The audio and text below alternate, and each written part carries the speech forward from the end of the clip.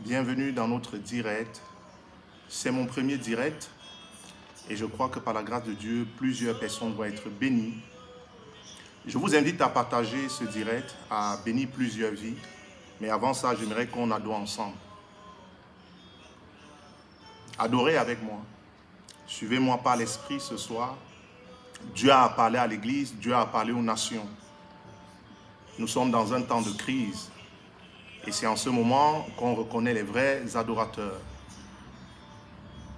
Je bénis Dieu pour ce moment. Je bénis Dieu pour le privilège qu'il me donne, qu'il m'accorde ce soir pour parler en direct. C'est la première fois, comme j'ai dit tout à l'heure. Et je crois que Dieu est en train de préparer des très grandes choses pour l'Église. Je suis envoyé pour annoncer la bonne nouvelle. Je suis envoyé pour avertir aussi l'Église. Et je crois que le moment est arrivé pour que l'Église puisse écouter réellement la pensée de Jésus-Christ. Je ne veux pas juste dire « l'ainsi parle l'Éternel », mais je veux enseigner la pensée de Jésus-Christ. Donc, n'hésitez pas de partager. N'hésitez pas d'inviter vos amis. Pour ceux qui sont en train d'arriver, soyez les bienvenus. Bonsoir, bonjour pour ceux qui sont dans d'autres pays. Soyez bénis au nom de Jésus-Christ. Adorons ensemble. Si tu peux te mettre en prière, mets-toi en prière. Tawa molingo, tawa nafuta,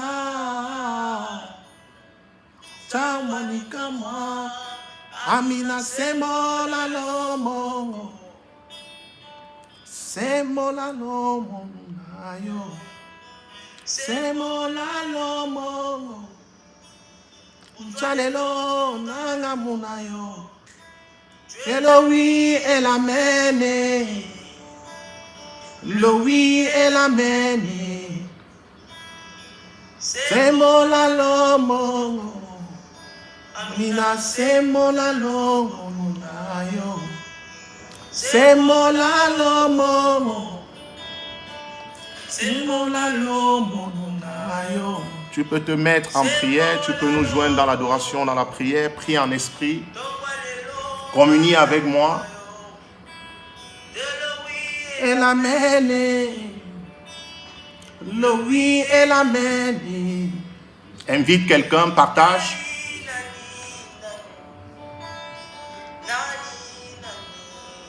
Partage, invite quelqu'un.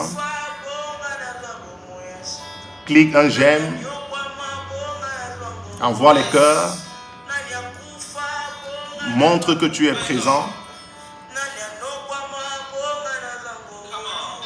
Tu es le oui et l'amen.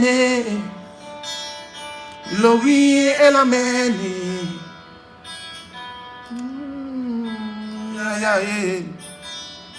Le oui et l'amen.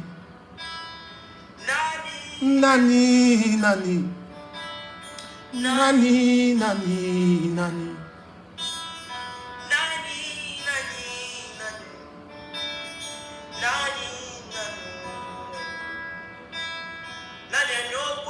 Ongananga mulu, ongananga mali bolo,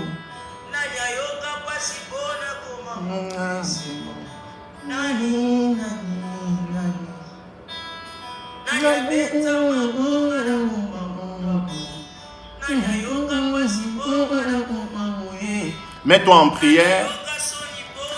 Je suis en train de me préparer et je te prépare aussi. Tu peux commencer à prier, tu peux adorer, même si tu ne comprends pas, c'est pas l'esprit. Dispose ton cœur, suis-moi par l'esprit. Je ne suis pas un coach. Je ne suis pas un coach. Je ne vais pas t'enseigner ce soir les 14 points pour se marier, les 15 points pour choisir son mari, les 24 points pour reconnaître son mari. Mais je vais te parler la pensée du Seigneur. La fin des temps commence depuis la résurrection de Jésus-Christ. Ça veut dire que depuis que Jésus est ressuscité, nous sommes à la fin des temps. Donc ça fait plus de 2000 ans. Et avec beaucoup d'humilité, j'essaye d'écouter ce que l'Église dit. Je vais parler ce soir comme un apôtre et un prophète. Je ne vois pas l'Église lire dans quel temps nous sommes ou encore interpréter cette saison-ci. J'écoute partout, j'écoute les gens parler. C'est en ce moment qu'on sort Matthieu 24, que certains utilisent Apocalypse. Pour ceux qui me suivent, pour ceux qui sont à la communauté missionnaire de l'Alliance éternelle, vous devez savoir que ce sont des choses que nous avons l'habitude de partager ici. Et pour moi, c'est en ce moment que les chrétiens devaient se réjouir. La vie en Christ prend vraiment, prend vraiment son sens dans l'adversité. Amen. Et Jésus est vrai, Jésus est Dieu, et Jésus était aussi homme et prophète. Et Jésus est un vrai prophète parce qu'il avertit les choses en avance. Jésus n'a pas seulement dit « je vous bénis », Jésus a parlé des persécutions. Jésus a annoncé tout ce que nous sommes en train de vivre. Je me rappelle, il y a 2 semaines, il y a un frère qui a reçu Jésus à l'église, 2-3 semaines, 1 mois, et il a dit que ce qu'il aime en Christ, il a fait plusieurs religions, et que ce qu'il aime en Christ, en fait, c'est que tout ce que nous sommes en train de vivre a été annoncé par des prophètes et même par Jésus-Christ.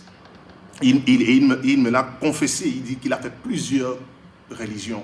Ici, je ne veux pas parler d'une religion, mais je veux parler de la pensée de Jésus-Christ. Il a été bouddhiste, musulman, il a été catholique, il a fait toutes ces choses.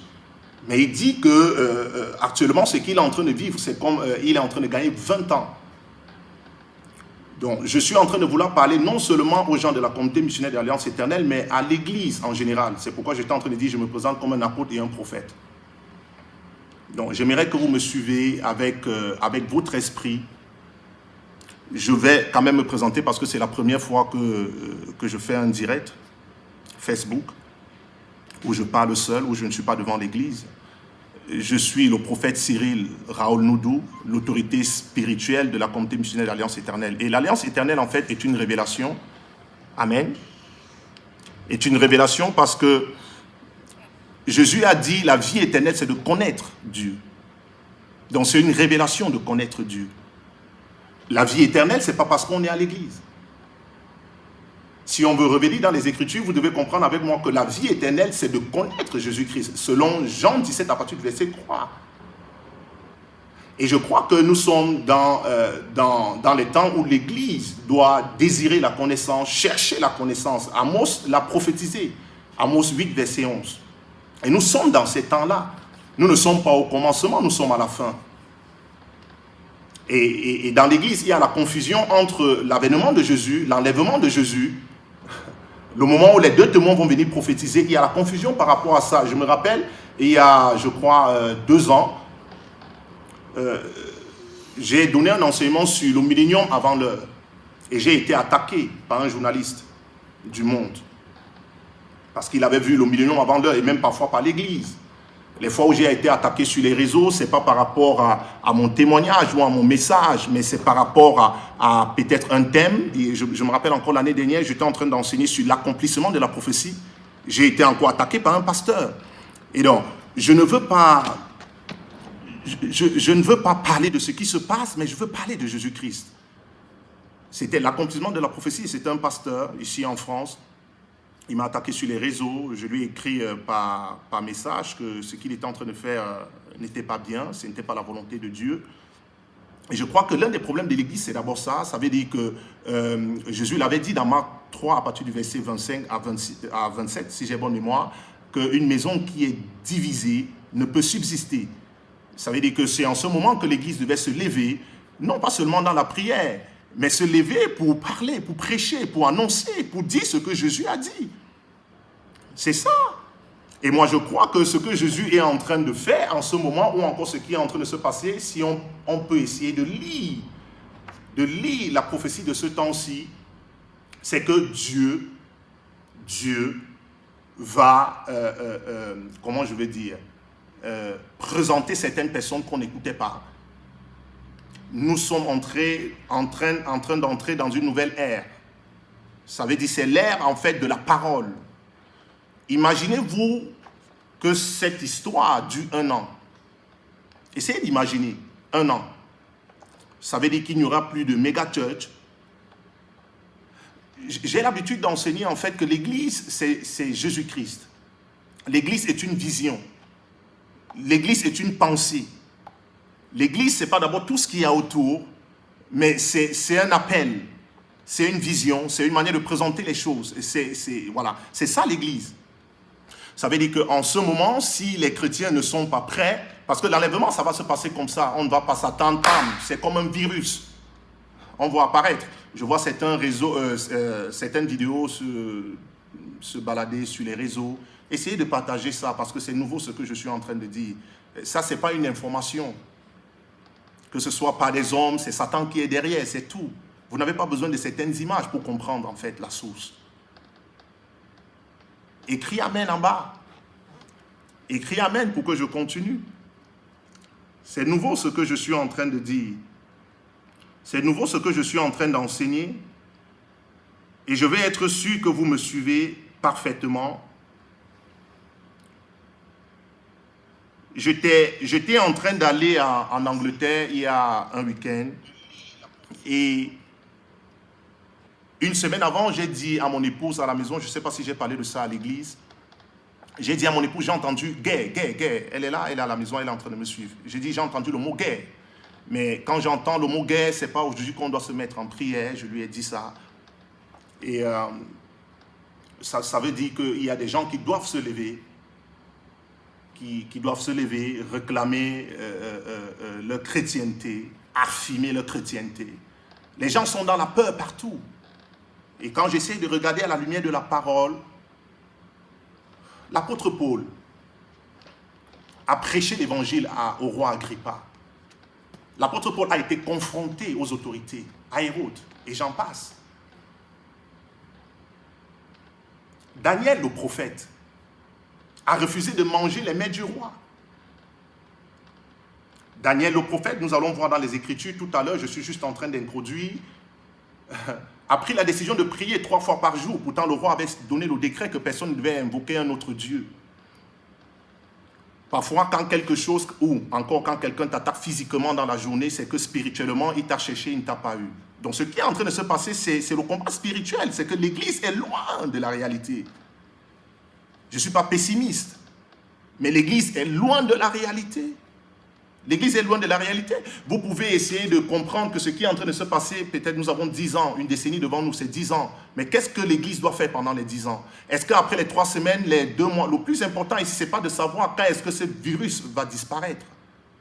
Ce n'est pas ce qui est important. C'est de savoir ce que Dieu nous enseigne dans ce temps-ci.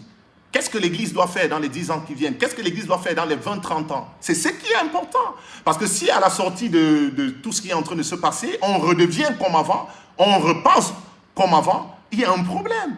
Ça veut dire que l'Église n'a pas été enseignée. Oui, c'est bien de lire Matthieu 24, mais il faut continuer d'enseigner Matthieu 24 les années qui viennent. Il faut enseigner Matthieu 25. Aujourd'hui, quand tu enseignes Jésus-Christ, tu es considéré comme un faux prophète. C'est la preuve que l'Église est loin de la réalité. L'Église est loin de la réalité. J'ai entendu guerre. Le président a parlé de guerre une semaine après que je ne parle de la guerre. Mais si je partais sur les réseaux, personne ne devait écouter, et même les chrétiens. C'est la preuve que beaucoup ne sont pas nés de nouveau. Il y a un problème dans l'Église. Je n'ai pas envie de me répéter, je n'ai pas envie de parler ce que les autres ont parlé. C'est trop lisse. Je l'ai souvent dit, vous pouvez aller sur ma page YouTube, ça fait 5 ans que je suis sur YouTube. Vous allez écouter les messages. Ce qui se passe aujourd'hui, nous avons souvent prophétisé ces choses-là. Nous avons souvent dit ce qui se passe, dans quel temps nous sommes. Voilà, donc je ne vais pas me répéter, je ne vais pas dire ce que les autres ont dit. L'Église est très lisse. Donc, je crois que c'est un enseignement pour les chrétiens, pour les serviteurs de Dieu, pour les apôtres, pour les pasteurs, pour les prophètes même. C'est un enseignement. C'est un enseignement. Il faut que l'Église revienne à la parole. Il faut que l'Église revienne à la parole. Amen. Tout à l'heure, quand j'étais en train de méditer, je pensais à Isaïe qui donne une prophétie à Ézéchias. C'est un grand prophète, Isaïe. Il donne une prophétie à Ézéchias. Ézéchias entre dans sa chambre et il détourne cette prophétie. Pourquoi? Parce que Ézéchias connaissait Dieu. Ézéchias connaissait Dieu. Ézéchias connaissait Dieu. Donc il pouvait communier avec Dieu et changer les décisions.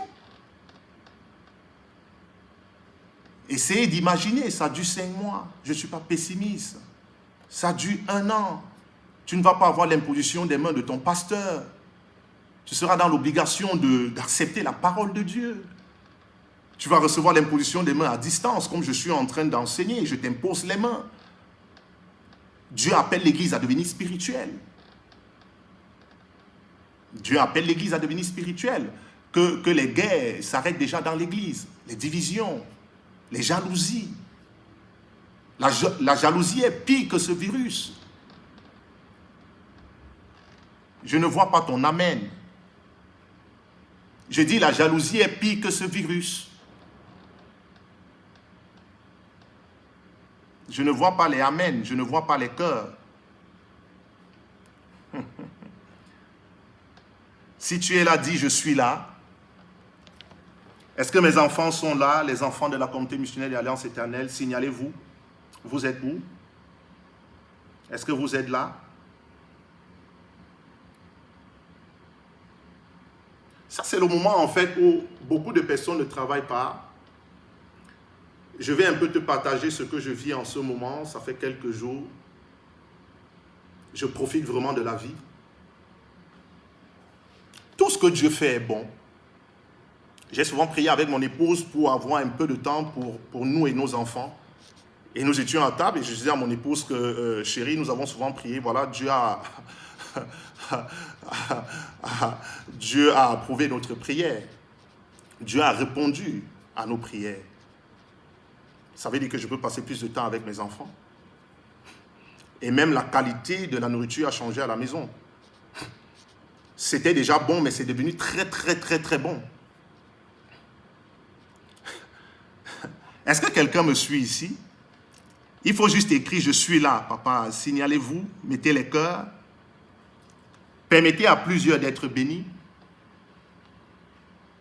Permettez à plusieurs d'être bénis. Donc, comme j'étais en train de dire tout à l'heure, l'Église, ce n'est pas ce que vous croyez. L'Église, c'est une vision. L'Église, c'est une pensée. L'Église, c'est Christ. Jésus est la tête et le corps de l'Église. Donc, l'Église, ce n'est pas d'abord ce qu'il y a autour. Aux États-Unis, il y a les églises de 50 000 membres, 100 000 membres, mais ce n'est pas l'Église. On peut parler de l'Église, ce n'est pas ça. Mais c'est une pensée. Comment on conduit le peuple? Qu'est-ce qu'on donne au peuple? Comment on nourrit le peuple? C'est ça l'Église. J'ai souvent donné des enseignements ici où j'ai dit que le temps où Élie a parlé à Akab, il n'avait pas de membres, il n'avait pas de fidèles, il n'avait pas de bureau, il n'avait pas une grande salle d'église. Je ne suis pas contre toutes ces choses-là. Il n'avait pas tout ça. Il n'avait pas tout ça. Mais il a parlé dans un pays. Si vous vous rappelez les prophéties que j'ai données depuis la fin de l'année 2019 jusqu'au début de l'année, où je parlais de « je vois la pluie », mais plusieurs personnes peuvent passer à côté parce que c'est le temps du Saint-Esprit. Ça demande que l'Église se repente. Là, je parle vraiment de l'Église en général.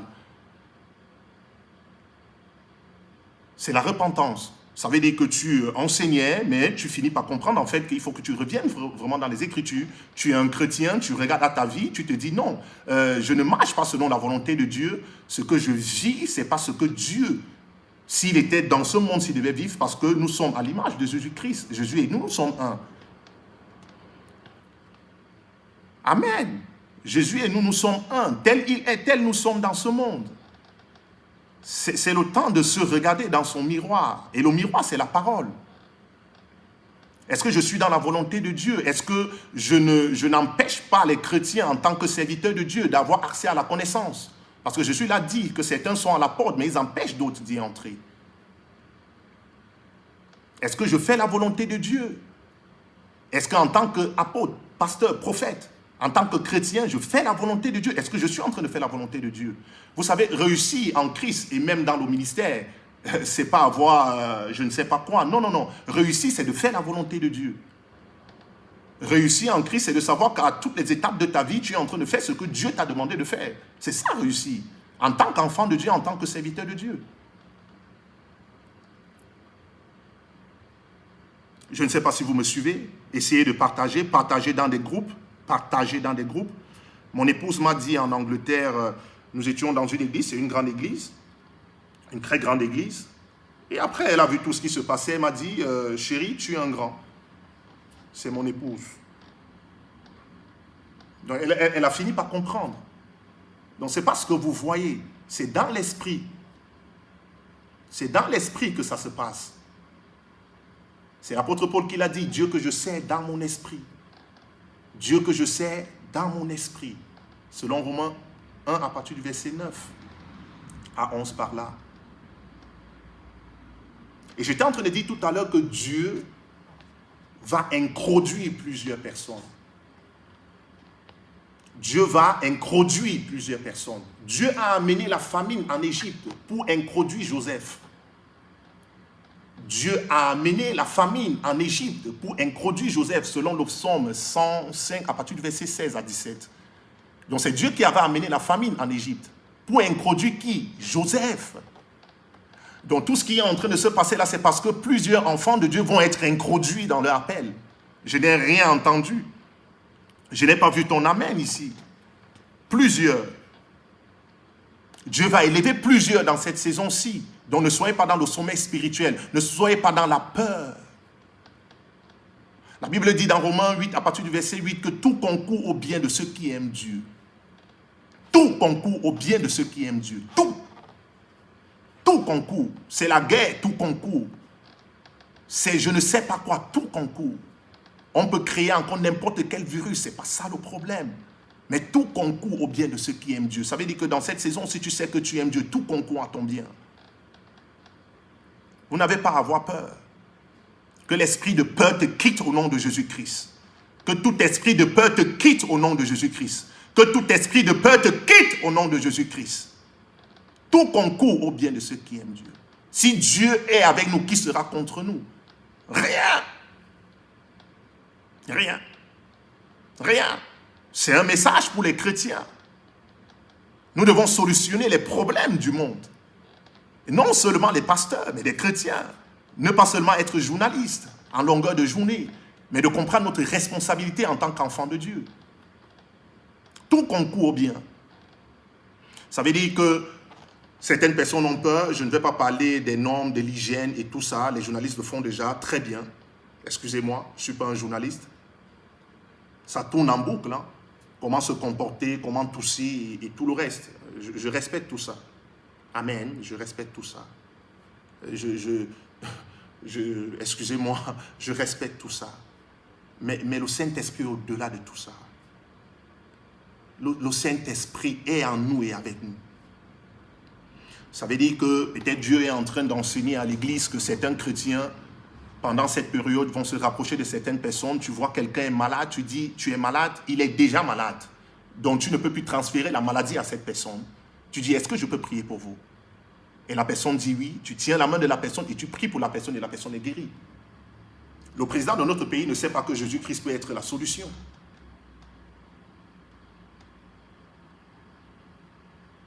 Oui, le président de ce pays ne sait pas que Jésus peut être la solution.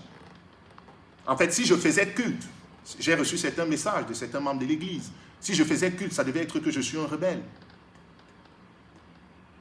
Mais on ne peut pas continuer à obéir comme ça. Ce n'est pas possible. Il y a des moments où tu vas vouloir, et tu dois souhaiter même qu'on t'arrête pour le nom de Jésus-Christ. C'est trop lisse. C'est trop lisse. Tu dois souhaiter qu'on te tape pour le nom de Jésus-Christ. Tu dois même souhaiter qu'on te blesse pour le nom de Jésus-Christ. C'est ce que les apôtres ont vécu. Excusez-moi. C'est ce que les apôtres ont vécu. Tu souhaites qu'on t'arrête même pour le nom de Jésus-Christ. On te met en prison pour le nom de Jésus-Christ. Il n'y a pas de problème à ça. Joseph a fait la prison. Et Joseph n'a pas fait la prison par rapport à un virus. Il est allé en prison, il n'avait rien fait. Juste il a proclamé certaines paroles qu'il avait reçues de la part de l'Éternel. Paul a fait la prison pour le nom de Jésus-Christ. Dans quel temps sommes-nous? Non, il faut obéir aux autorités. Les chrétiens sont devenus des pasteurs, des apôtres. Mais est-ce que vous obéissez tous les jours à l'Éternel? Vous avez peur des virus, peur des autorités dans le monde. Mais vous n'avez pas peur de Jésus-Christ. Vous n'avez pas la crainte pour Jésus-Christ. Votre amour pour Jésus n'est pas vrai.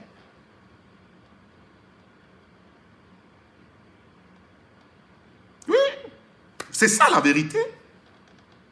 Vous avez peur des virus, peur de Satan, peur des autorités. Mais vous n'avez pas la crainte pour Jésus-Christ. Vous voulez qu'on vous caresse dans l'église. Vous voulez qu'on vous caresse. Papa, baisse-moi. Papa, baisse-moi.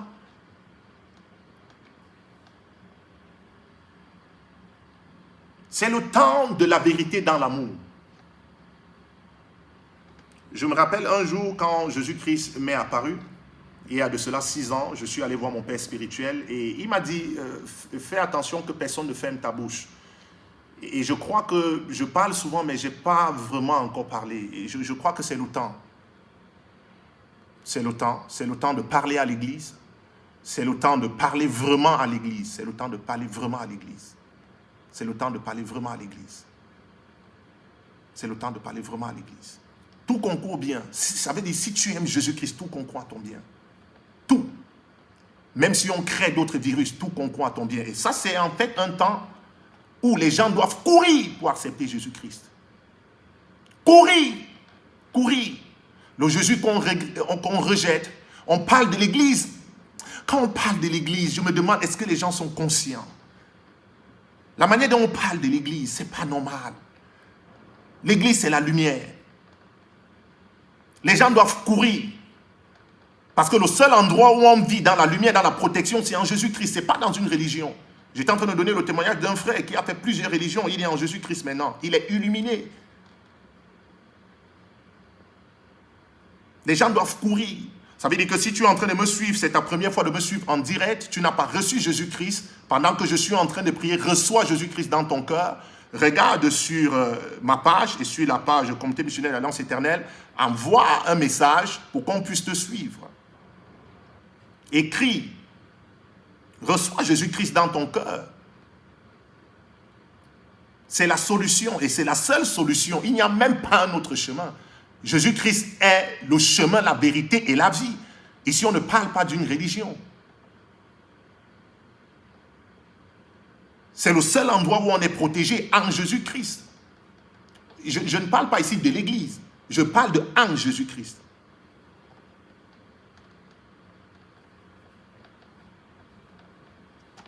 Je n'ai pas encore lu depuis.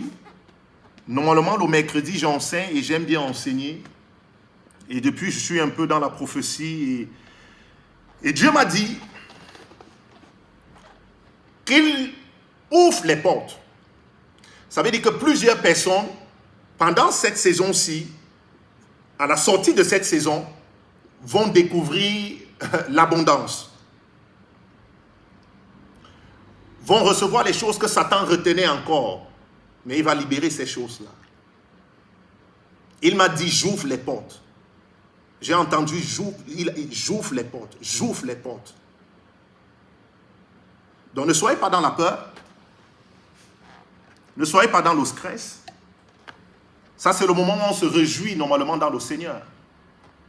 Tu dois te réjouir d'être en Jésus-Christ.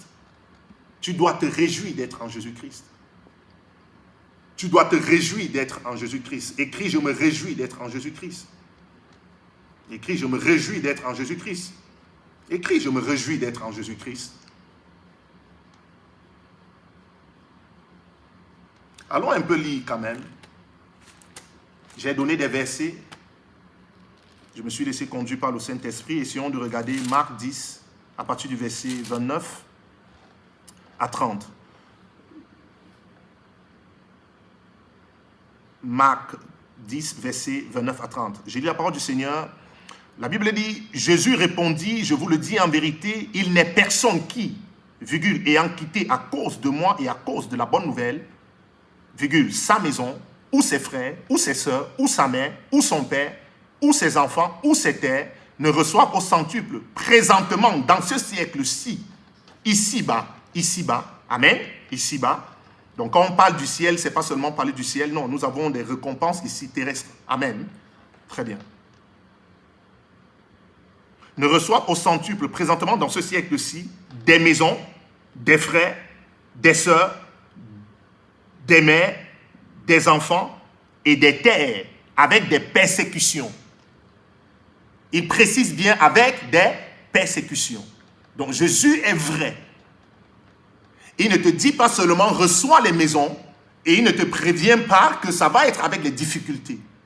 Et ici on parle de persécution. J'ai donné un enseignement à l'église une fois où j'étais en train de dire mais attends, est-ce que vous vous rendez compte du mot persécution? C'est que tu es persécuté. Ce virus, ce n'est même pas une persécution. Et excusez-moi, en fait ça va attraper les enfants du monde. Les enfants de Dieu sont protégés par rapport à ça. Jésus a dit dans Jean 17, si j'ai bonne mémoire, peut-être à partir du verset 16, que je ne suis plus dans le monde. Je les envoie dans le monde comme tu m'as envoyé. Ils sont dans le monde, mais ils ne sont pas de ce monde. Ne les enlève pas du monde, mais préserve-les du mal. D'accord. Donc j'ai la protection de Dieu. Je suis préservé. Écrit, je suis préservé. Je suis protégé. Et c'est pourquoi parfois j'essaye de vous pousser, pour ceux qui sont de la maison, j'essaye de vous pousser, allons de l'autre bord. Parce que je sais qui m'a appelé. Je sais qui est Dieu par la grâce de Dieu. Allons de l'autre bord. Parfois j'ai envie de briser les limites. Parfois, ce n'est pas la rébellion, mais j'ai envie de dépasser les bornes. C'est le Saint-Esprit qui fait ça. David est entré dans le temple. Il a mangé les pains de proposition qui étaient destinés aux sacrificateurs. David a dit, si vous voulez, je peux même sanctifier ces pains-ci. Ce n'était pas destiné pour lui. Mais quand l'onction est sur toi, tu oses des choses, tu provoques des choses, tu crées des choses. Ce n'était pas destiné pour lui. Jésus, maintes fois, on a mis des lois comme ça. Est-ce que vous croyez comment respecter toutes ces lois-là? Ça, c'est comme si on nous ramenait au temps de Moïse. C'est pourquoi la grâce est bien et nous sommes au temps de la grâce. Oh, merci Seigneur pour ta grâce. Merci Seigneur pour ta grâce. Nous sommes au temps de la grâce. Jésus a guéri les gens le jour du sabbat. Et les pharisiens ont dit, c'était les gens de la loi. Les scribes et les pharisiens, oh, tu ne dois pas guérir les gens le jour du sabbat. Mais Jésus a dit, mais vous n'êtes pas sérieux. Est-ce que vous êtes sûr que vous n'avez rien fait aujourd'hui, vous-même, qui donnez la loi? Si je veux aller très loin dans la pensée de Christ, ça risque de bouleverser même l'Église. Mais c'est la pensée de Christ. Ce n'est pas seulement ainsi dit l'Éternel. Parfois, nous sommes fatigués de ainsi dit l'Éternel. Je vais donner un enseignement demain ou vendredi où je vais développer la pensée du ministère prophétique. Parce que l'Église est en perdition dans ce temps parce que les chrétiens, les pasteurs, ne comprennent pas le ministère de prophète. Les chrétiens, les pasteurs et même les prophètes ne comprennent pas le ministère de prophète. Ou encore, on n'enseigne pas le ministère de prophète. Jésus-Christ a donné une parole de connaissance à la femme samaritaine. C'était une prophétie individuelle. Mais il n'a pas passé son temps à faire la prophétie individuelle. Il parlait dans ce temps-ci. Il parlait de ce temps. Il parlait de ce temps. Il parlait de ce temps. Il parlait à toute la terre. Jésus ne parlait pas seulement à une seule personne. Il y a des prophéties que j'ai données sur la nation. C'est parce que nous sommes dans un pays, je peux quand même le dire, un pays bon. C'est un très bon pays. Je ne peux pas dire vraiment ce qui est dans mon cœur, même par rapport à l'Église. L'une des fois où j'ai reçu une des premières prophéties à caractère international, il y a 10 ans. J'avais 2 ans de foi. Il y a 10 ans, donc ça fait 10 ans que Jésus parle de ces choses et je révèle ces choses dans l'Église. Ça fait 10 ans quand même. J'avais 2 ans de foi, j'ai cru en 2008. En 2010, j'ai une vision très claire. Je vois l'ex-président de la République, François Hollande. Et je dis à mon épouse, voici le futur président. Il ne s'était même pas encore présenté aux primaires. Même pas aux primaires.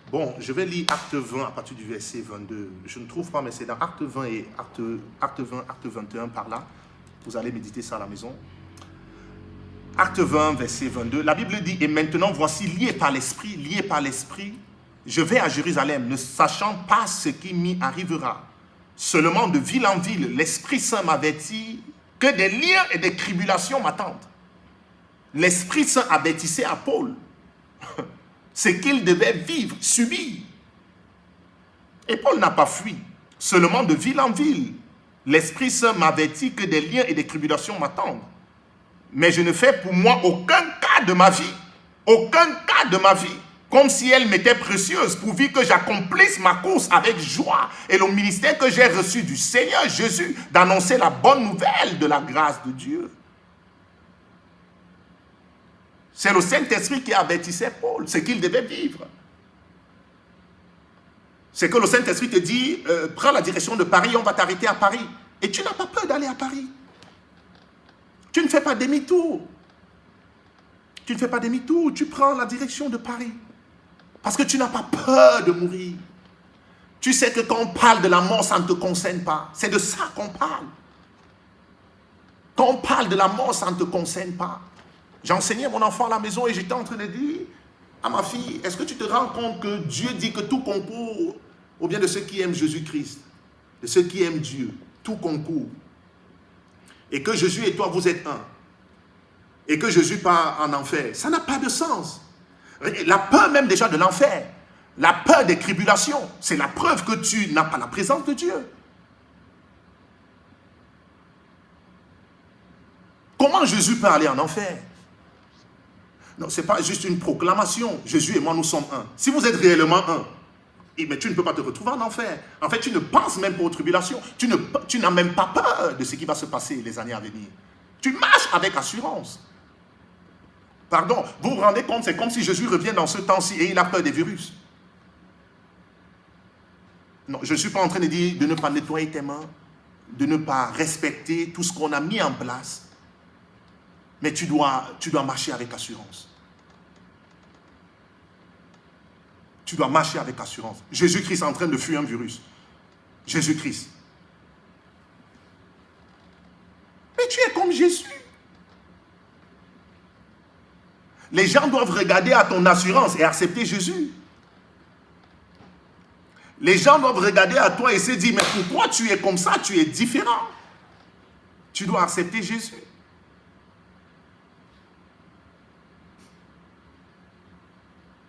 Ou est-ce que quelqu'un me suit ici? Et donc, j'étais donc en train de dire, très bien. Très bien. J'étais en train de chercher ce verset pendant que j'enseignais. C'est Acte 21 à partir. Prenez vos notes. Acte 21, verset 4. Nous trouvâmes les disciples et nous restâmes là 7 jours. Les disciples poussés par l'Esprit. Acte 21, verset 4. Nous trouvâmes les disciples et nous restâmes là 7 jours. Les disciples poussés par l'Esprit disaient à Paul de ne pas monter à Jérusalem. Abando sabrando sebra. Librindo brekazi bragado shabra. Lebra. C'est très fort. Paul marchait avec Silas. Paul marchait avec les prophètes. Et Paul lui-même était prophète. Paul était apôtre et prophète. Mais Paul retrouve les disciples, poussés par l'Esprit, il donne des prophéties à Paul. Nous sommes dans ce temps-là. Voici ce que Dieu, l'Esprit de Dieu présente à l'Église. Les disciples poussés par l'Esprit. Les disciples n'attendaient pas seulement la prophétie, mais ils étaient poussés par l'Esprit. La Bible dit ceux qui sont conduits par l'Esprit, selon Romains 8 à partir du verset 14, sont fils de Dieu. Poussés par l'Esprit, ont donné des prophéties. À Paul. Et Paul a reçu,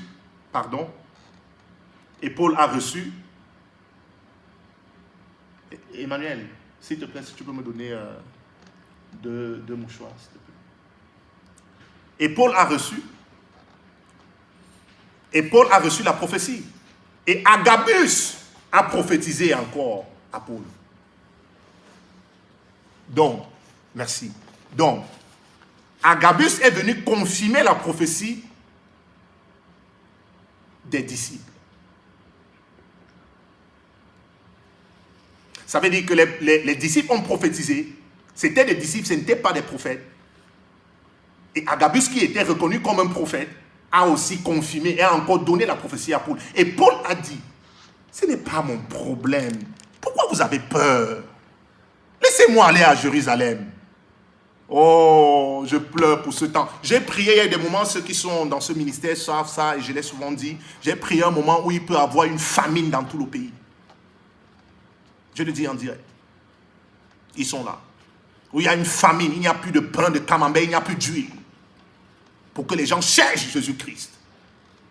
Les gens ont besoin de Jésus-Christ. Ça peut venir par la prière, ça peut venir par les virus. Tout ce que Dieu fait est bon. Oh, je ne suis pas un mauvais prophète.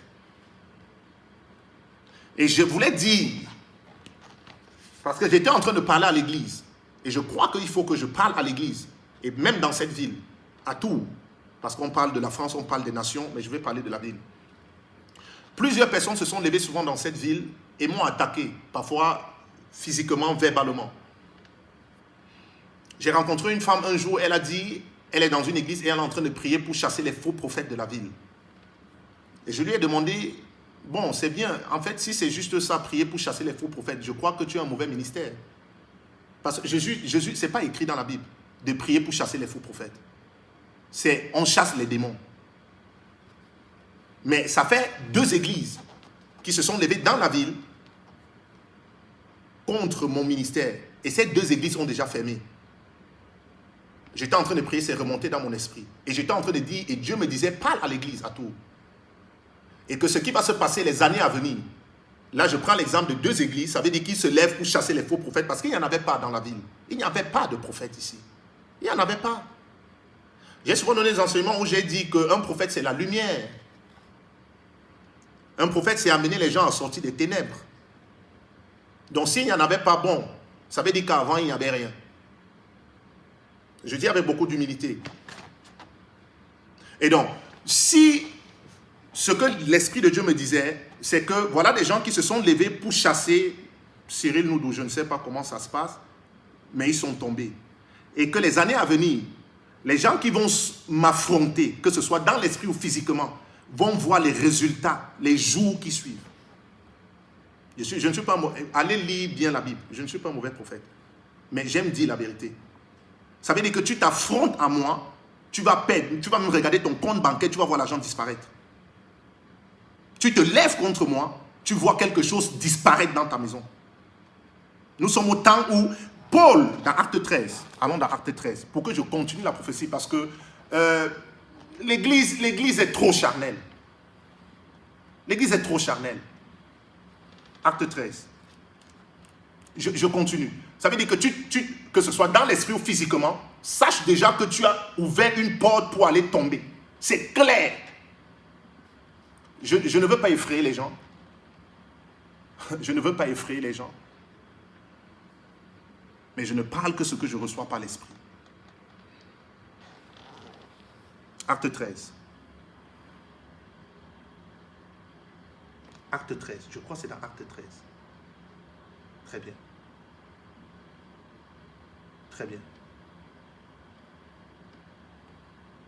Vous voyez, je suis en train de me... Je n'ai pas trop préparé ça. Je me laisse conduire par l'esprit comme d'habitude.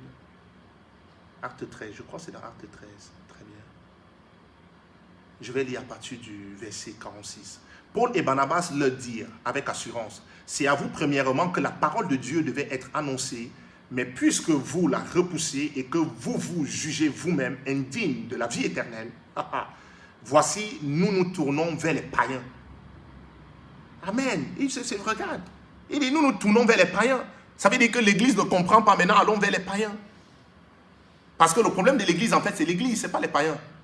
Les païens ne connaissent pas la vérité. Ce n'est pas les païens. Car ainsi nous l'a ordonné le Seigneur. Je t'ai établi pour être la lumière des nations, pour porter le salut jusqu'aux extrémités de la terre. Les païens se réjouissent en entendant cela. Ils glorifiaient la parole du Seigneur. Et tous ceux qui étaient destinés à la vie éternelle crurent. Destinés. C'est un appel, c'est une prédestination. Et quand tu entends, quand tu comprends la prédestination, ça veut dire qu'avant d'entrer dans le ventre de ta mère, Dieu te connaissait déjà. Et ce que tu as vécu jusqu'à aujourd'hui, si tu n'avais pas encore reçu Jésus-Christ, ce n'était pas toi. Et si tu es prédestiné à être à l'image du Fils de Dieu qui est Jésus-Christ, si tu n'es pas encore arrivé à maturité, tu dois arriver. C'est ça la connaissance. Si tu es appelé à te marier, tu dois te marier. Si tu es appelé à être multimillionnaire, ça doit arriver. Qui est n'importe quoi sur la terre. C'est de ça qu'on parle. Qui est n'importe quoi sur la terre, c'est ça les prédestinés. Tu ne peux pas freiner un prédestiné. Tu ne peux pas. Je t'ai dit tout à l'heure que c'est Dieu qui a introduit Joseph en appelant une famille. Ça veut dire que quand tu es prédestiné, toute la terre peut se lever contre toi et tout ce qui, je ne sais pas, je cherche les mots. Mais Dieu te présente. Les gens comme Élie, le prophète par exemple, il n'a pas été présenté par quelqu'un. C'est Dieu qui présente Élie. L'Église doit revenir à la parole. Comprendre l'appel, comprendre la prédestination, comprendre notre héritage en Jésus-Christ. C'est de ça que Jésus parle. Je ne vais pas venir te dire tout ce que tu as écouté déjà sur les réseaux depuis quelques jours. Non. Non, non, non, non, non. Non, non, non. Non, non, non, non, non, non. Je n'aime pas me répéter. J'aime entendre la voix de Dieu. J'aime quand Dieu me parle. J'aime quand Dieu me parle. Car ainsi nous l'a ordonné le Seigneur. Je t'ai établi pour être la lumière des nations, pour porter le salut jusqu'aux extrémités de la terre. Les païens se réjouissent en entendant cela. Ils glorifiaient la parole du Seigneur. Et tous ceux qui étaient destinés à la vie éternelle crurent. Ils étaient destinés. La parole du Seigneur se répandait dans tout le pays. Mais les Juifs excitaient les femmes dévotes de distinction et les principaux de la ville. Ils provoquaient une persécution contre Paul et Barnabas. Et ils les chassaient de leur territoire. Regarde. Paul et Barnabas secouaient contre eux la poussière de leurs pieds et allaient à Icône, tandis que les disciples étaient remplis de joie et du Saint-Esprit. Paul venait de maudire une ville. Paul venait de maudire une ville. C'est de cet évangile-là qu'on parle. Il dit, comme vous n'avez pas accepté la parole de Dieu, je secoue la poussière sur vous. Et Jésus a enseigné, secouer la poussière aux apôtres. Paul n'était pas là et aucun n'a obéi à ça. Mais Paul a mis en application. C'est Dieu qui appelle Pierre et c'est Dieu qui appelle Paul. Mais les deux ne connaissaient pas Jésus de la même façon. Si tous les prophètes opéraient de la même façon, il y a un problème, ça veut dire que Jésus a échoué. Église, réveillez-vous. C'est l'heure du réveil des nations. C'est l'heure du réveil réellement de l'Église. Si tous les prophètes opéraient de la même façon, il y a un problème. Ça veut dire que Dieu a échoué. Mais Dieu n'est pas un échec. C'est le temps que l'Église se lève. C'est le temps que l'Église se réveille. C'est le temps que l'Église cherche la connaissance. C'est le temps de la repentance. Quand j'ai donné cette prophétie, j'ai vu la pluie. Et je me suis rappelé, le Saint-Esprit m'a rappelé l'époque d'Élie. Où Naaman s'est repenti. Il s'est repenti. Ça veut dire qu'il a compris que il devait revenir sur ses pas. C'est ça la repentance. La veuve de Sarepta s'est repentie. C'est de ça qu'on parle.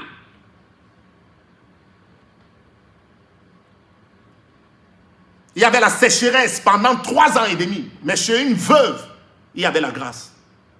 Donc ça veut dire que pendant ce temps-ci, les gens peuvent être crispés, on ne comprend pas, mais il y a les gens, ça fonctionne.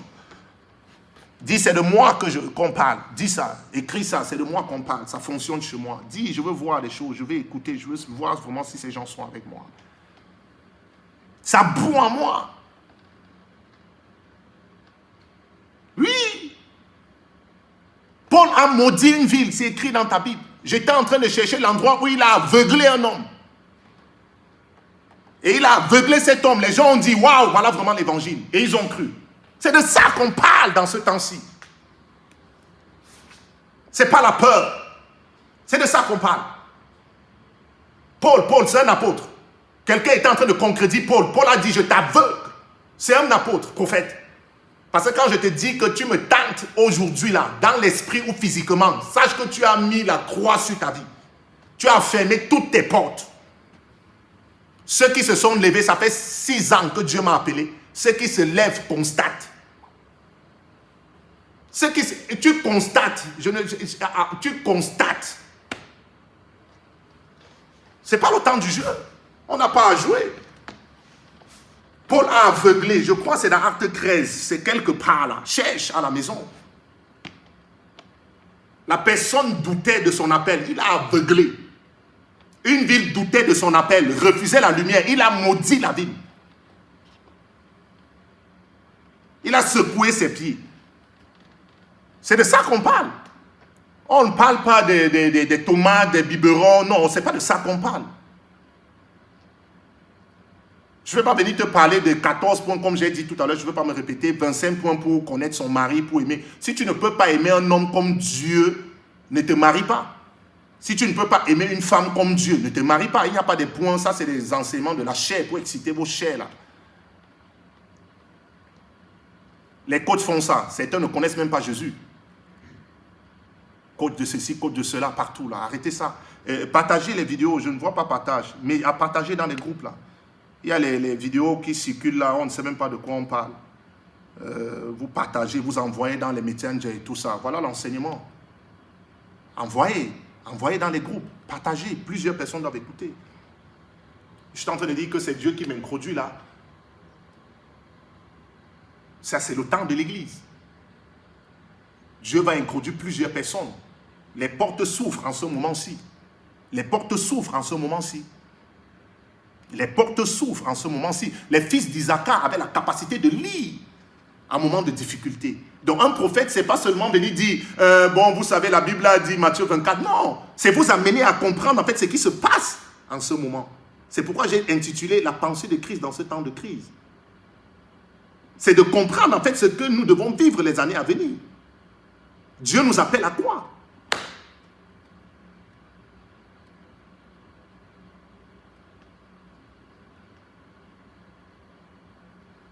Partagez dans les groupes.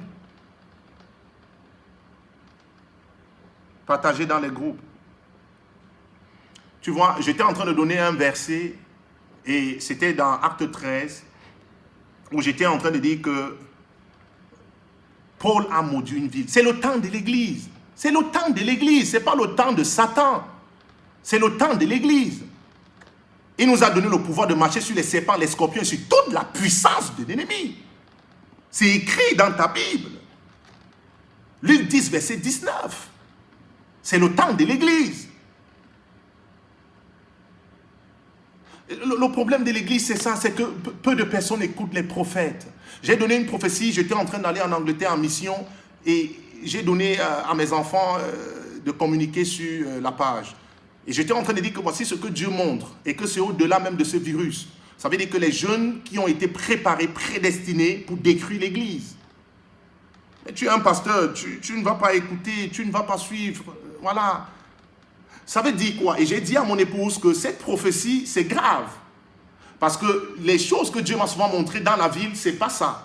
Ça veut dire que s'ils ont transféré aux enfants, ça devient dangereux. Mais entre-temps, est-ce que nous préparons nos enfants? Est-ce que nos enfants sont préparés? Voilà les questions qu'il faut se poser. Est-ce que nos enfants sont préparés à cette guerre-là? Parce qu'ils ont déjà prédestiné certains, ils ont déjà préparé certains jeunes. Vous vous rappelez, j'avais donné une prophétie il y a peut-être 4 ans, 5 ans, les gens que Satan devait envoyer à l'église pour venir tourmenter les pasteurs. Vous vous rappelez, il y a longtemps, il y a 4 ans, 5 ans, je crois, on louait encore des salles. Est-ce que vous vous rappelez? Il faut écrire, je me rappelle. C'est de ça qu'on parle. Un prophète, c'est avec le temps. Amen. Un prophète, c'est avec le temps. Ce n'est pas la certitude des prophéties individuelles. Non. Mais c'est une pensée, c'est un enseignement, c'est une révélation. Actuellement, il n'y en a plus assez de prophètes messagers. Il n'y en a plus assez. Un prophète porteur de messages. L'Église aime l'excitation aujourd'hui que la parole de Dieu. Je dois vous dire la vérité. L'excitation, l'excitation. Et après, on se réveille. J'ai dit à mon épouse, quand Dieu m'a dit, j'ai entendu la guerre, ça c'est avant que le président ne parle. Et pour ceux qui sont ici, voilà, vous savez qu'en termes de prophétie, je ne gesticule pas, je ne cherche pas, je ne force pas les choses. Et je lui ai dit, chérie, tu sais, c'est le moment où je dois bien manger. Parce que ce n'est pas quand j'entends guerre que je me mets à prier, sinon tu es en retard. Certains sont en train de prendre les 15 jours de jeûne. Arrête de jeûner, mange. Mange et repose-toi. Mange et médite la parole de Dieu. Prie.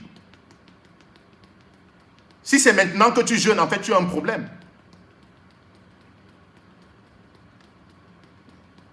Non. Non, non, non, non. Non. Les fils d'Isaac connaissaient les temps et les saisons. Ils savaient que voici ce qui se passe. Et si tu es dans ce ministère, en fait, tu es un fils d'Isaac. Parce que vous avez les révélations avant que les choses ne se passent. Donc tu es un fils d'Isaac, tu ne peux pas avoir peur. Tu ne peux pas avoir peur du lendemain. Tu sais ce qui va se passer. Tu connais ta place en Jésus-Christ. Oui. Waouh. Certains sortent de la prière et ils se mettent à pleurer. Mais tu priais avec qui? Avec qui tu priais? Tu sors de la prière, tu n'as pas une fraîche révélation, tu n'as pas une nouvelle pensée, et tu priais. Mais il y a un problème. Il y a un problème, ce n'est pas avec Dieu que tu priais, ce n'est pas avec Dieu que tu communiais. Je lui ai dit, c'est l'heure de manger. Donc fais-moi un bon repas et je mange. Parce que, je peux te lire un verset, allons dans Josué. J'aime enseigner avec les Écritures. Vous savez, je vous ai souvent dit cela, nous sommes en France. Je suis un prophète, mais je suis d'abord un enseignant de la parole, par la grâce de Dieu. Très bien. Josué 10, verset 12. Prenez les notes. Alors, Josué parla à l'Éternel, virgule, le jour où l'Éternel livra les Amoréens aux enfants d'Israël. Et il dit en présence d'Israël, soleil, arrête-toi sur Gabaon. Soleil, arrête-toi sur Gabaon. C'était l'adversité. C'est comme un virus. Je commande à ce virus de quitter la France. Je commande à ce virus de quitter ta maison. Je commande à ce virus de quitter la terre au nom de Jésus-Christ. Il n'a pas jeûné et prié pour demander au soleil de s'arrêter. C'est le pouvoir. C'est qui tu es réellement en Jésus. Ah non, je suis en train de dire que tu es au son de ma voix, même si ce virus était envoyé pour toucher ta vie. Oh, j'annule cela au nom de Jésus-Christ. J'annule au nom de Jésus-Christ. Ce n'est pas l'heure de chasser les faux prophètes, c'est l'heure de chasser ce virus de la France. Toi, en tant qu'Église. Voilà ta responsabilité. Et comme j'ai souvent dit, il y a plus de faux pasteurs que de faux prophètes. Il faut souligner tout ce que je suis en train de dire. Il faut souligner tout ça. Les fils d'Isaac, les fils d'Isaac, c'est dans 1 Chronique 12, verset 32, si j'ai bonne mémoire. Ou dans Genèse 49, dans les versets 15 par là. C'est cette capacité-là. Tu es en prison, mais tu as des révélations. Comme Joseph. Tu es en prison, mais tu sais que tu es le futur ministre. Tout le monde est dans la peur, mais tu sais que Dieu t'a déjà propulsé dans l'esprit. Tu sais ça. Tu connais les temps et les saisons. Rien ne t'effraie. Tu as l'assurance. Oh, est-ce que quelqu'un ici? Je veux voir Amen, Amen, Amen. Je reçois, homme de Dieu. Très bien, reçois. Très bien, Amen. Recevez, mes enfants. Vous êtes bénis. Vous êtes bénis. Vous êtes bénis. Partagez, hein, partagez dans des groupes, partagez. C'est le temps de démontrer ce que vous avez, voilà, de vivre ce que vous avez. Vous êtes bénis au nom de Jésus-Christ. Vous êtes des appelés de Dieu. Vous êtes les enfants prédestinés. Vous êtes nés dans le Saint-Esprit. Kabando, Shakabrando, Jibra. Et donc, ici, Josué arrête le soleil. Il ne jeûne pas et il prie. Josué était un homme de parole. Josué était auprès de Moïse. Moïse a jeûné 40 jours fois 2 à sec. Et Josué n'a jamais fait ça. Mais Josué était rempli de parole. Donc, quand il voit une situation, il agit. Il ne dit pas, je vais prendre la retraite. Prenons 15 jours de jeûne, il y a un virus, ça c'est n'importe quoi, tu es endormi. Réveille-toi. Réveille-toi. Réveille-toi, réveille-toi. Réveille-toi. Les fils d'Isaac, en fait tu es oppressé, mais tu as les révélations. Personne ne croit en toi. Mais tu as les révélations. C'est toi qui as la lumière. C'est toi qui as la connaissance. C'est ça les fils d'Isaacar. C'est ça l'esprit de Joseph. On reçoit l'esprit de Joseph ce soir au nom de Jésus-Christ. Reçois l'esprit de Joseph. Reçois l'esprit de Joseph. Regarde ce que la Bible dit ici. Et il dit en présence d'Israël, soleil, arrête-toi sur Gabaon. Et toi, lune, sur la vallée d'Ajalon. Et le soleil s'arrêta et la lune suspendit sa course. Bon, maintenant nous allons prier. Priez avec moi où vous êtes. Dis après moi, Père, au nom de Jésus-Christ. Père, au nom de Jésus-Christ, nous commandons à ce virus de quitter la France. Nous commandons à ce virus de quitter la France. Intercède maintenant et prie, intercède et prie, intercède et prie. Élève la voix où tu te trouves. Prie maintenant, prie. Même si tu es dans une autre ville, tu es dans un autre pays, intercède pour ton pays. Prions maintenant. J'ai assez parlé, c'est l'heure de la prière. Quelques minutes, prions, prions, prions. Père, au nom de Jésus-Christ, nous commandons à ce virus de quitter la France, de quitter la ville de Tours, de quitter nos maisons. Au nom de Jésus-Christ, au nom de Jésus-Christ, au nom de Jésus-Christ, au nom de Jésus-Christ. Père, au nom de Jésus-Christ, nous commandons à ce virus de quitter la France, de quitter la France, de quitter la France, de quitter la France, de quitter la France, de quitter la France, de quitter les nations, de quitter les nations, de quitter les nations. Au nom de Jésus-Christ, au nom de Jésus-Christ. Amen, amen. Est-ce que quelqu'un ici? Dieu nous appelle à devenir spirituels. Je vous ai dit ça avant d'aller en mission. Que même la conférence qu'on devait avoir à Paris pouvait être annulée. Vous savez, je ne marche pas dans ça. Je ne marche pas dans ça. Mais si c'est annulé, peut-être tu devais rencontrer ton mari à Paris, ta guérison à Paris. Et que tu pries seulement pour ces sujets-là. Tu as un problème. Tu dois connaître Jésus. Tu dois entrer dans ta chambre, invoquer le Seigneur et tu entends sa voix. C'est de ça qu'on parle. C'est de ça qu'on parle. Vous avez vu ce que Josué a fait ici? Il n'a pas jeûné, il a prié. Non, non, non, non. Ce n'est pas rassemblons, nous jeûnons maintenant, non. Si je me lève un matin, je dis Dieu m'a dit, ainsi parle l'Éternel. Jeûner et prier, c'est une révélation. Ce n'est pas le régime. Jeûner et prier, c'est une révélation. Je ne sais pas si Valien me suit. Jeûner et prier, c'est une révélation, ce n'est pas le régime.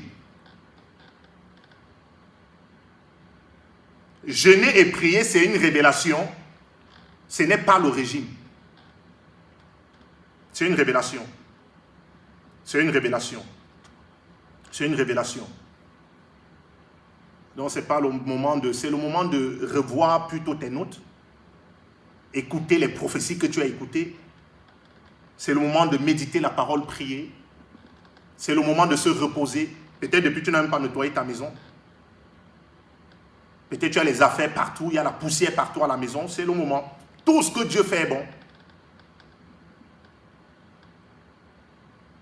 Tout ce que Dieu fait est bon. Peut-être tu n'as pas revu tes notes depuis que tu viens à l'église. Tu notais, tu ne relisais pas. Peut-être tu n'as pas pris un temps de prière vraiment. Et c'est le moment de prier. C'est le moment de revoir tes notes. C'est le moment de relire et te demander vraiment si tu es dans la volonté de Dieu ou pas. Est-ce que quelqu'un ici, je peux continuer?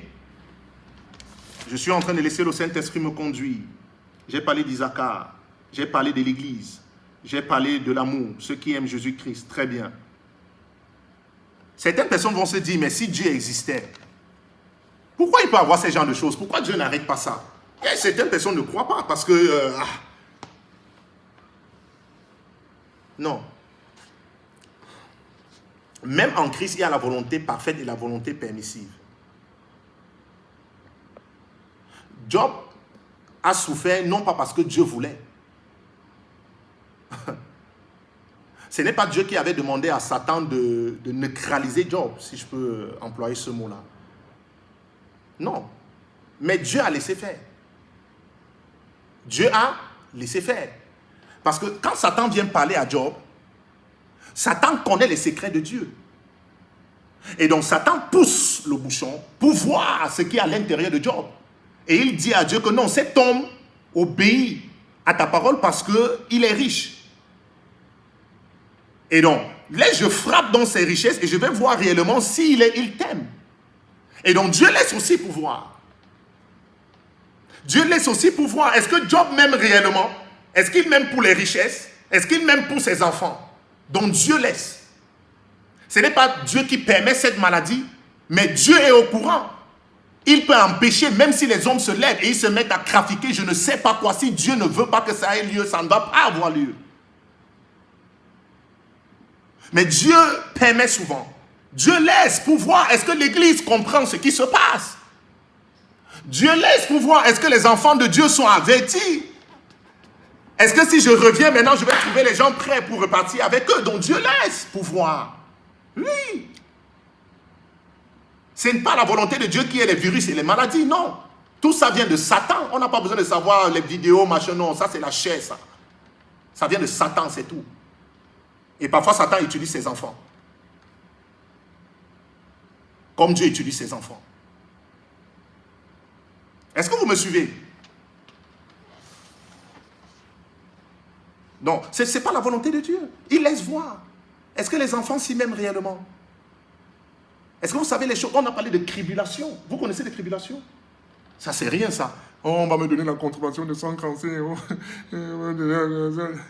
Si on te donne la contravention de 10 000 euros, ce n'est même pas une tribulation. Arrêtez de pleurer, là. Non, en fait, ça m'énerve. Comme mon fils dit souvent. Je cherche les mots. On va me donner la contravention. Waouh. Waouh, waouh, waouh, waouh.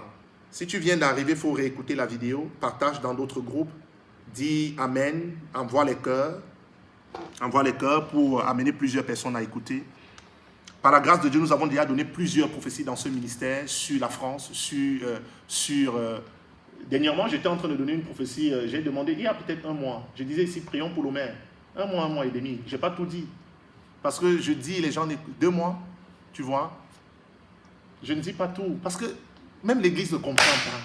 L'Église ne comprend pas la prophétie. Même les chrétiens, même la prophétie que parfois vous désirez, là, prophétise, même ça, vous ne voulez pas. J'ai donné une prophétie ici, qu'ils vont avoir un ancien premier ministre qui va revenir dans le gouvernement. J'ai donné ces choses ici. Même l'ancien gouvernement, j'ai donné des prophéties ici. Donc, à un certain moment, j'ai donné une parole et j'ai dit une fois que la France a la recherche d'un roi. Et que nous sommes dans ce temps-là où la France cherche aussi un vrai prophète. Pour ceux qui sont à l'église, j'ai donné ces enseignements. Et j'ai parlé de la différence du temps qu'il y a eu pour avoir un vrai prophète comme Jean-Baptiste. Entre Malachie et Jean-Baptiste, il y a plus de 200 et poussières d'années. 400 ans. Pour avoir un prophète. Donc, entre ces temps-là, entre 200, 300 et 400 par là, ce sont les chiffres, je peux me tromper, il n'y avait pas de vrai roi et de prophète. C'est pourquoi quand Jésus vient, on dit, es-tu le roi? Et Jean, on demande à Jean, es-tu le prophète? Parce qu'il cherchait un roi et il cherchait un prophète. Oh. Oh là, bando, chabra. Librando, chibrando, librando, chabra, libroko, chabra. Oh, je ne sais pas si ces gens... Oh, la brando, chibra, libra, lo, chabra. Ah, la. Brando. Chambrando, librando, chabra, cadabro, chabra. Libre, de bro, chabra, libro, chebrende, gebro, chabra. Libra.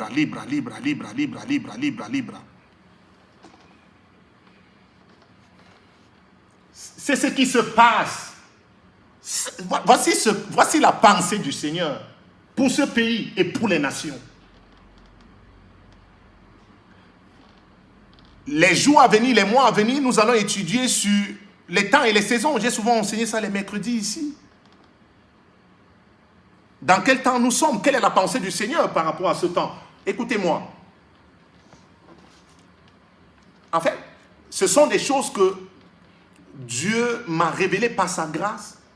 C'est une zone inaccessible pour tout le monde. Quand Paul dit qu'il m'a transporté et il m'a amené dans un endroit, je ne sais pas si c'était mon corps, si c'était mon esprit. C'est un lieu où les hommes ne se retrouvent pas. La prophétie des temps de la fin n'est pas lisible pour tout le monde. Ce n'est pas lisible pour tout le monde. Ce n'est pas lisible pour tout le monde. Ce n'est pas lisible pour tout le monde. Et l'Église a besoin d'avoir l'humilité de comprendre en fait qu'on ne comprend pas. Et non rejeter. Et avoir l'humilité de dire on ne comprend pas. Enseigne-nous ça. Ça veut dire quoi? Nous sommes dans quel temps? Qu'est-ce que Dieu veut réellement faire? Écoutez-moi, je vais donner juste un verset, je crois que c'est dans 2 Pierre 3 à partir du verset 8. La Bible dit qu'un jour est comme 1000 ans. Un jour est comme 1000 ans. Très bien. Maintenant, les gens sont en train de regarder depuis 2000 ans tous les signes que Jésus a prononcés dans Matthieu, dans Luc. N'est-ce pas? Mais il y a les choses qui se sont déjà passées. Et donc, si un jour est comme 1000 ans, écoutez bien la pensée du Seigneur ce soir. Pour ceux qui sont dans ce ministère, vous avez déjà écouté ces choses-là. Si un jour est comme 1000 ans, ça veut dire que ce que Dieu peut faire en 1000 ans, il peut faire en un jour.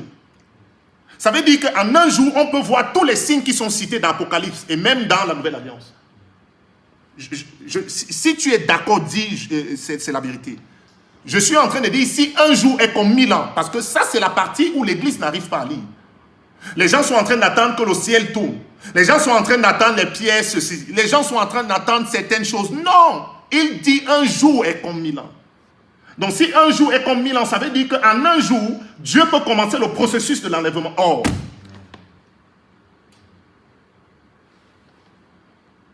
En un jour, Dieu peut commencer le processus de l'enlèvement. Si un jour est comme 1000 ans, il peut commencer le matin, on voit certains signes. Et au fur et à mesure, et le soir, c'est l'enlèvement. C'est de ça qu'on parle.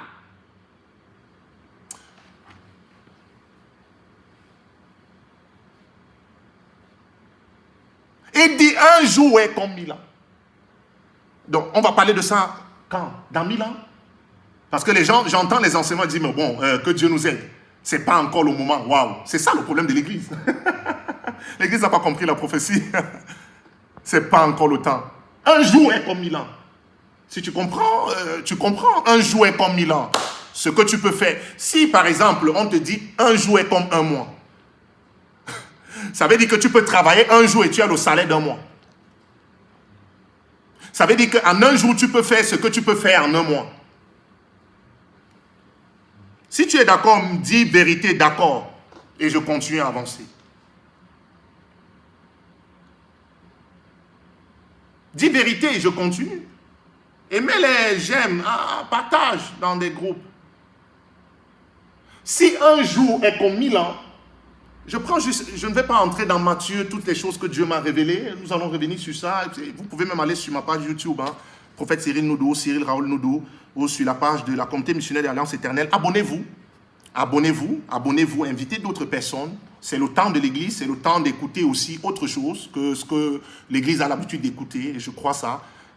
C'est ce que Dieu est en train de dire à l'Église. Un jour est comme 1000 ans. Donc si Dieu... Le millénium, c'est 1000 ans.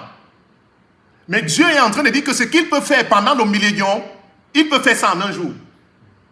Donc les signes que l'Église est en train d'attendre, on n'a pas encore vu ça, on n'a pas encore vu ceci, on n'a pas encore vu ça. Certains ont demandé les signes même à Jésus-Christ. Il a dit, mais le signe, c'est ce que Jonas a enseigné dans Matthieu 12. La repentance. Oh! Mes vérités, mes vérités, mes vérités, mes vérités, je continue. Mes vérités, je continue. Donc, Dieu ne fait rien sans révéler ses secrets à ses serviteurs, les prophètes. Mais ces secrets-là, ce n'est pas des secrets toujours personnels. Ça peut être les secrets sur des nations. Ça peut être des secrets individuels. Mais quand on parle aussi de ces secrets, ce sont des choses que Dieu cache aux humains. Et il te révèle ça, pour que tu puisses révéler aux humains. C'est secret, c'est secret. Ça veut dire qu'il te permet de siéger à sa table. Ah oui. Oh, est-ce que je peux continuer? Tu veux que j'avance, mais avance, prophète. Mais bien avance, prophète, pour que je continue.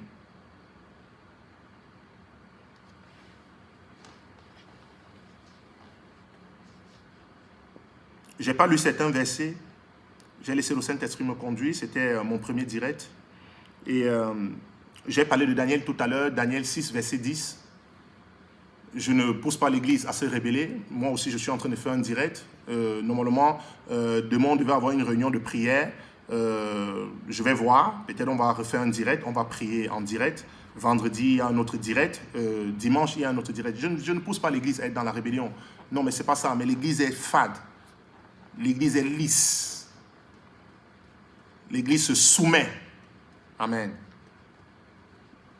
L'église se soumet. Ce n'est pas ça.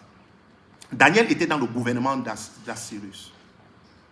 Daniel était dans le gouvernement.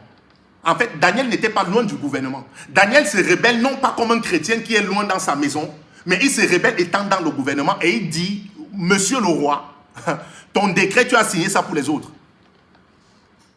Et non pour moi. J'entre dans ma maison, j'ouvre la fenêtre vers Jérusalem. Je prie matin, midi et soir, comme d'habitude.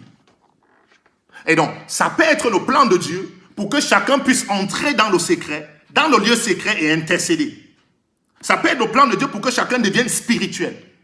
Peut-être tu avais l'habitude d'être toujours devant le pasteur, il t'impose les mains, tu sens sa chaleur, sa fraîcheur et tout. Ah non, non, non, tu entres dans ta chambre. Parce que selon les décrets, on ne nous empêche pas de prier dans notre chambre. Donc, gloire à Dieu. On ne nous empêche pas d'ouvrir nos Bibles. Gloire à Dieu. On ne nous empêche pas d'être en direct. Gloire à Dieu. Au temps de Daniel, c'était pire. Au temps de Daniel, c'était pire. Au temps de Daniel, c'était pire. Mais il est entré dans sa chambre. Il a prié. Le roi est venu. Il a vu Daniel en train de prier. Il dit, d'accord. Daniel est allé dans la fosse aux lions. Et Daniel est sorti de là. Oh, dit, je suis un fils de Dieu. Daniel est sorti de là. Daniel est sorti de là. Daniel est sorti de là. Il était dans le gouvernement. C'est comme si aujourd'hui le président donne un décret et son premier ministre se rebelle. Pas un chrétien, le premier ministre. Il se rebelle. Il dit non, non, non, je ne suis pas d'accord. Je ne suis pas d'accord. Je ne suis pas d'accord. Je vais adorer le Seigneur. Bon, ils ont dit dans les messes, les gens ont le droit d'entrer. Dans les messes, pas dans l'église de Jésus-Christ. Hein. Dans les messes, les gens ont le droit d'entrer, déposer les offrandes et les dîmes. Et les prêtres n'ont pas le droit de faire la messe. Donc, ça veut dire que ça s'adresse aussi à nous en tant qu'église de Jésus-Christ. Je ne vais pas donner les dénominations, mais je parle de l'église de Jésus-Christ. Ça s'adresse aussi à nous. Ça veut dire qu'on pouvait se rassembler demain, les gens viennent et on fait des files. Tu viens, tu pries, tu sors, l'autre vient aussi, il prie, il sort. Et on peut se retrouver peut-être à 10. Et à 10, je ne sais pas, bon, ils ont dit pas moins de 100. Pas plus de 100, pardon. Donc, arrêtez cette peur-là. Soyez fervents d'esprit. Soyez fervents d'esprit. Bon, de l'autre côté, dans les messes, ils ont le droit d'entrer et aller donner les offrandes et les dîmes. Je crois qu'il y a un numéro, si vous pouvez faire apparaître, il y a un numéro de compte. Donc, pour ceux, parce que je ne prêche pas comme ça, tout ce que tu écoutais là, tu envoies ton offrande, tu envoies ta dîme. Hein, je me suis déplacé, j'ai vu que c'est très riche ce que nous avons ici et qu'on ne peut plus faire petit bras. Donc, il y a un numéro qui s'affiche là. Je ne sais pas si le frère s'occupe de ça. Il y a un numéro qui s'affiche. Offrande, dîme, ton action de grâce. Il y a les numéros de téléphone. Vous appelez si vous avez besoin du suivi et tout ça. Très bien.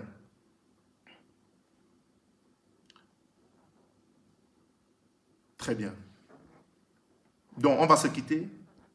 Et avant ça, on va remercier le Seigneur ensemble.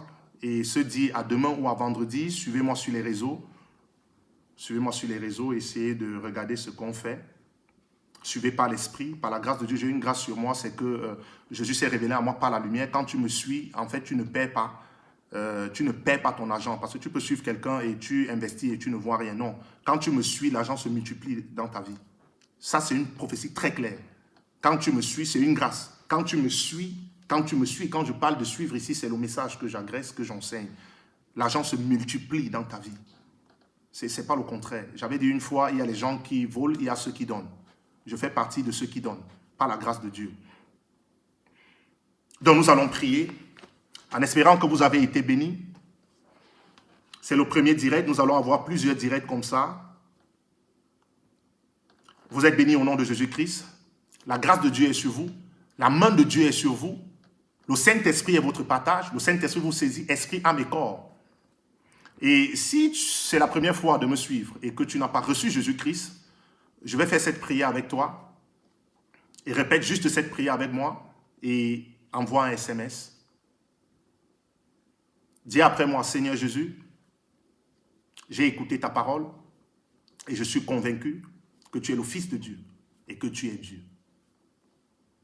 Je crois dans mon cœur que tu es ressuscité des morts. Je te demande pardon. Pardonne mes péchés. Pardonne mes fautes. Que ton sang me lave. Que ton sang me purifie. Purifie-moi par ton sang.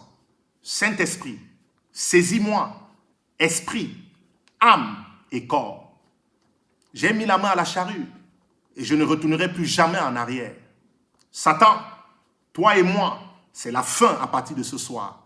J'appartiens à Jésus-Christ. À partir de maintenant, je suis une nouvelle créature. Les choses anciennes sont passées et toutes choses sont devenues nouvelles. Seigneur, je te confesse de ma bouche comme mon Seigneur et mon Sauveur. Au nom de Jésus-Christ, Amen, Amen. Shalom, shalom, shalom. Soyez bénis. La main de Dieu est sur vous. La grâce de Dieu est sur vous. Le sang de Jésus vous couvre. Au nom de Jésus-Christ, Amen. Vous êtes bénis.